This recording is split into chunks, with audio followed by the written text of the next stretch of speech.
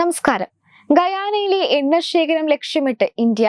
പ്രധാനമന്ത്രി നരേന്ദ്രമോദിയുടെ ഗയാന സന്ദർശനത്തിന് പിന്നാലെ ഗയാനയുമായി ക്രൂഡ് ഓയിൽ ഇറക്കുമതിക്കുള്ള ശ്രമങ്ങൾ ഇന്ത്യ ആരംഭിച്ചിട്ടുണ്ട് എന്നാണ് റിപ്പോർട്ടുകൾ പറയുന്നത്. ഗയാനയിലെ ഓഫ് ഷോർ സ്റ്റാബ്രോഡ് ബ്ലോക്കിൽ നിന്ന് ഉൽപ്പാദിപ്പിക്കുന്ന എണ്ണയുടെ അളവ് 500 ബില്യൺ ബാരൽ എത്തിയതായി 2 ആഴ്ച മുമ്പ് US ഓയിൽ ആൻഡ് ഗ്യാസ് ഭീമനായ എക്സോൺ മൊബിൽ കോർപ്പറേഷൻ പ്രഖ്യാപിച്ചിരുന്നു. 2026ഓടെ ഗയാന എണ്ണ ഉൽപാദനത്തിൽ അയൽരാജ്യമായ വെനസ്വേലയെ മറികടന്നേക്കുമെന്നാണ് വിലയിരുത്തൽ. ആഗോള എണ്ണ വിതരണ മേഖലയിലെ ഒഴിച്ചുകൂടാനാകാത്ത ശക്തിയായി ഗയാന മാറുകയാണ്. ഇത് മുൻകൂട്ടി കണ്ടാണ് ഇന്ത്യയുടെ നീക്കം. ലോകത്ത് ഏറ്റവും കൂടുതൽ ക്രൂഡ് ഓയിൽ ഇറക്കുമതി ചെയ്യുന്ന രാജ്യങ്ങളിൽ ഒന്നാണ് ഇന്ത്യ. ഗയാനയെ ഇന്ത്യയുടെ ഊർജ്ജ സുരക്ഷയുടെ താക്കോലായിട്ടാണ് തന്റെ സർക്കാർ വീക്ഷിക്കുന്നതെന്ന് മോദി പറഞ്ഞിരുന്നു. ഗയാനയെ ഒരു പ്രധാന ഊർജ്ജ സ്രോതസ്സായിട്ടാണ് ഞാൻ കാണുന്നതെന്നും വൻകിട ഇന്ത്യൻ ബിസിനസ്സുകളെ രാജ്യത്ത് നിക്ഷേപം നടത്താൻ പ്രോത്സാഹിപ്പിക്കുമെന്നും മോദി പാർലമെന്റിലും വ്യക്തമാക്കിയിട്ടുണ്ട്. എന്നാൽ ഗയാന നിലവിൽ ഇതിന് പച്ചക്കൊടി കാട്ടിയിട്ടില്ല. എങ്കിലും ചർച്ചകൾ തുടരുമെന്ന് ഗയാനയുമായി സമഗ്രമായ കരാർ പരിഗണനയിലുണ്ട് എന്നുമാണ് കേന്ദ്ര സർക്കാർ പറയുന്നത്.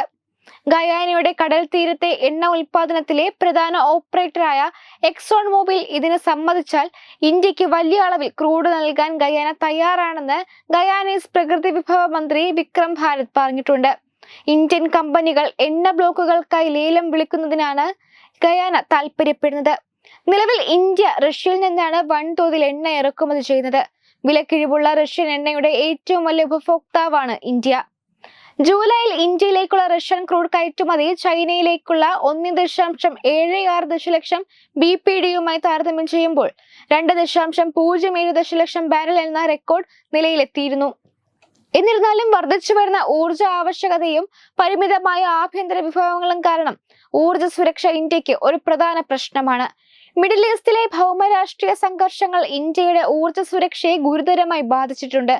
ഈയിടെയായി റഷ്യൻ എണ്ണയുടെ ഇറക്കുമതിയിൽ ശ്രദ്ധ കേന്ദ്രീകരിക്കുന്നുണ്ടെങ്കിലും ഇന്ത്യ യഥാർത്ഥത്തിൽ അതിന്റെ എണ്ണയുടെ സിംഹഭാഗവും മിഡിൽ ഈസ്റ്റിൽ നിന്നാണ് വാങ്ങുന്നത്. ഓഗസ്റ്റിൽ ഇന്ത്യയുടെ ക്രൂഡ് ഇറക്കുമതിയുടെ 44.6% മിഡിൽ ഈസ്റ്റിൽ നിന്നാണ്.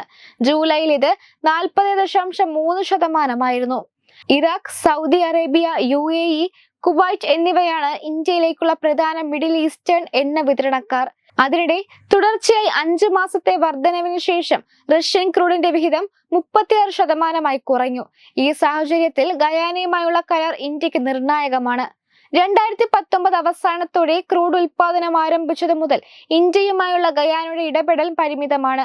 2021 HPCL മിത്തൽ എനർജി ലിമിറ്റഡും ഇന്ത്യൻ ഓയിൽ കോർപ്പറേഷനും 1 ദശലക്ഷം ബാരൽ ലിസ ക്രൂഡ് ഇടത്തരം കുറഞ്ഞ സൾഫർ ഓയിൽ വാങ്ങിയതോടെയാണ് വ്യാപാര ബന്ധം സ്ഥാപിക്കുന്നതിനുള്ള പ്രാരംഭ നടപടികൾ ആരംഭിച്ചത്. അതേസമയം ഗയാനയുമായുള്ള ഇടപാടിൽ ചില വെല്ലുവിളികളും ഇന്ത്യ നേരിടുന്നുണ്ട്. ഗയാനയിൽ നിന്നുള്ള അസംസ്കൃത എണ്ണ ചരക്കുകൾക്കായി യൂറോപ്യൻ രാജ്യങ്ങളിൽ നിന്നുള്ള ശക്തമായ മത്സരവും ഗയാനയിൽ നിന്ന് ക്രൂഡ് ഇറക്കുമതി ചെയ്യാനുള്ള ഇന്ത്യൻ റിഫൈനർമാരുടെ വഴക്കവും സന്നദ്ധതയുടെ സുപ്രധാന ഘടകങ്ങളാകും. നിലവിൽ യൂറോപ്പ് ഗയാനയുടെ ക്രൂഡ് കയറ്റുമതിയിൽ ഗണ്യമായ പങ്ക് വഹിക്കുന്നു.